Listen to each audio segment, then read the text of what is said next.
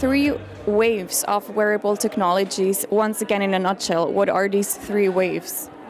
So the first wave was when wearables were really designed for the medical industry. Doctors with a need to track, patients' heart rate for signs of arrhythmia or glucose levels for, monitoring diabetes and insulin dosage. So this is really designed for doctors and meant really for, diagnostics, official diagnostics within the medical industry, so certified devices and so on.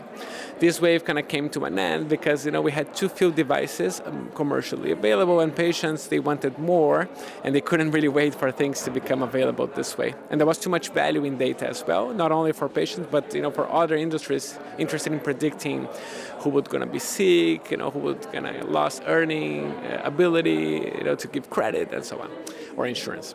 So wave 2 is really focused on a transition from doctors to patients. So it's based on cross applications of fitness devices or other devices that track biomarkers to make inference about health conditions. So think about smartwatches helping patients or users predict whether they have COVID symptoms and so on. That's part of wave 2.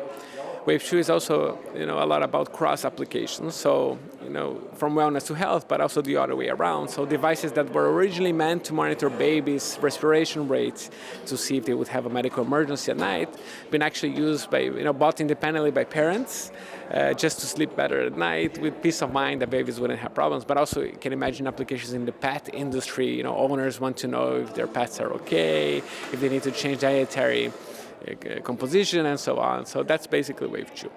Now it won't come to an end, but it reached limitations in who can benefit from those wearables. In rich countries for sure anyone can buy this on Amazon, but it's expensive. And these devices could be the most powerful in low resource settings, so poor countries for instance, where they could actually be saving lives. But to bring those to a place like Malawi where I work, then you don't have the electricity, the connectivity, or even the resources to bring this to every kid, for instance.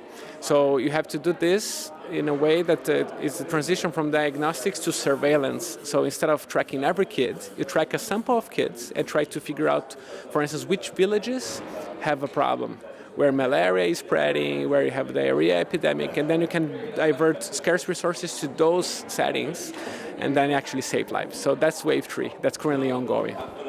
And why is it so important for us to understand the history of those technological leaps? I think it's informative to understand where these things came from and where they're going, not only for wearables themselves, because you can imagine what the future applications would be. Lots of the applications are still underexplored, right? Like how wearables could, even you might think of like fintechs trying to figure out who to give credit to based on biomarkers, because that's going to map into productivity and so on, or insurance again, trying to make these products more affordable for the poor. But also because how these trends came to be might inform the development of other technologies. How is blockchain going to be used in 10 years? In a sense, it's impossible to predict. But if you look at what happened to wearables, maybe it's not that impossible. As the user base has shifted, the applications have shifted, the same might apply to things like blockchain or GPT-3, And you also travel a lot around the world and know how to deal with new technologies in other countries. Is there anything we can learn from other countries or continents here in Europe? Well, I think so. I guess here there's a lot of focus on smartphone-based applications, just because it's the most convenient. But if you look at what has happened in Africa, for instance, a lot of leapfrogging has happened thanks to old technology base. So think about SMS, for instance.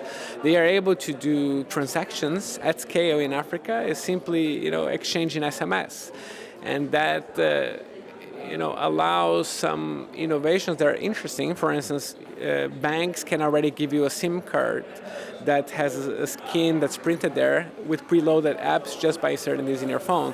This allows kind of to bank those who don't have bank accounts and really, reach underserved populations. That I think it's something that Europe could learn as they try to help, for instance, refugees or population that might go under unemployment and so on, and they might not be as connected as the rich really are. So I think, when you don't have a pressure to develop, to adapt and so on, you might not be as prepared.